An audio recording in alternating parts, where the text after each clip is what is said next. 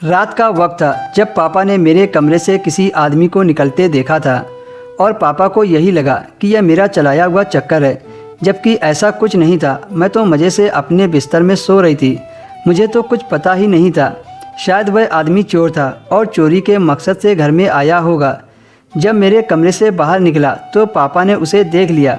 वह आदमी तो वहाँ से भाग गया, लेकिन उसके बाद मेरी शामत आ गई। पापा ने मुझे 2-4 थप्पड़ मारे और कहा, यह तेरा आशिक था, अगर चोर होता तो कुछ लेकर जाता।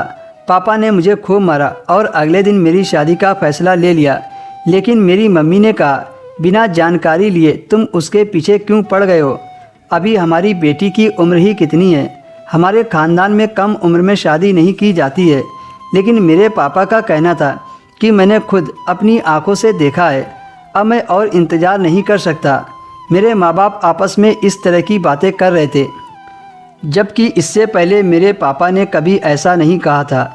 मेरे पापा को मुझ पर पूरी तरह से यकीन हो गया था कि मैं बद किरदार हूँ और मैंने ही उस आदमी को घर पर बुलाया था। वह शख्स जो भी था मेरी ज़िंदगी बर्बाद करने के लिए काफ़ी था। अगर मेरा उसके साथ चक्कर होता तो मैं इतनी बड़ी पगली नहीं थी कि उस आदमी को घर पर बुलाती, जबकि मुझे अच्छे से पता है कि मेरे पापा बाहर सोते हैं। जल्दी जल्दी में जो रिश्ता मिला, पापा ने मेरी शादी कर दी। मेरे ससुराल में देवर सास और ननद थी। मेरे ससुराल वाले हमसे थोड़े गरीब थे और अनपढ़ जाहिल किस्म के लोग थे। मैं अपने कमरे में बैठी अपने पति के आने का इंतज़ार कर रही थी तो वहाँ कुछ अजीब हुआ। मेरे पति की जगह मेरा देवर कमरे में आ गया।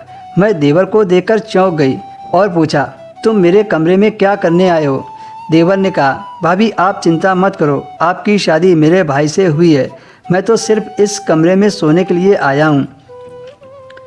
मैं देवर की बात सुनकर हैरान रह गई। सुहाग रात के दिन भला देवर का इस कमरे में क्या काम है? मैंने कहा, तुम्हारा यहाँ कोई काम नहीं है, तुम दूसरे कमरे में जाओ।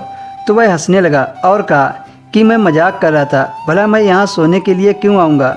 मुझे तो कोई ऐसी चीज़ देखने का शौक़ नहीं है।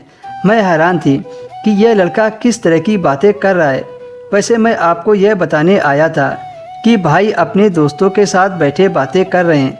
अगर आपको नींद आ रही है तो सो जाओ, भैया 2 घंटे के बाद आएंगे। अगर कहो तो मैं आपके साथ 2 घंटे हंसी मजाक करके बिता सकता हूँ, आपको पता भी नहीं चलेगा। मैंने देवर को मना कर दिया। मैं नहीं चाहती थी कि वह मुझसे हंसी मजाक करे, क्योंकि मैं अच्छी तरह से जानती थी कि देवर भाभी का रिश्ता आग की तरह होता है। इसलिए मैंने उससे कहा कि मुझे नींद आ रही है और वह कमरे से चला गया। मैंने मन में कहा, देवर को बताने की क्या ज़रूरत थी, भैया 2 घंटे बाद आएंगे। इस बात को बताने के लिए ननद भी तो आ सकती थी। मेरा पति 2 घंटे बाद आया। मैंने पूछा, आप कहाँ थे? पति ने कहा, मैं तुम्हारे लिए एक चीज़ लेने गया था, पहले तुम अपनी आँख बंद करो। मैंने अपनी आँखें बंद की। पति ने जो मुझे दिखाया, मेरी रूह कांप गई। पति ने मुझे अपनी रिपोर्ट दिखाई और कहा, आज से तुम मुझे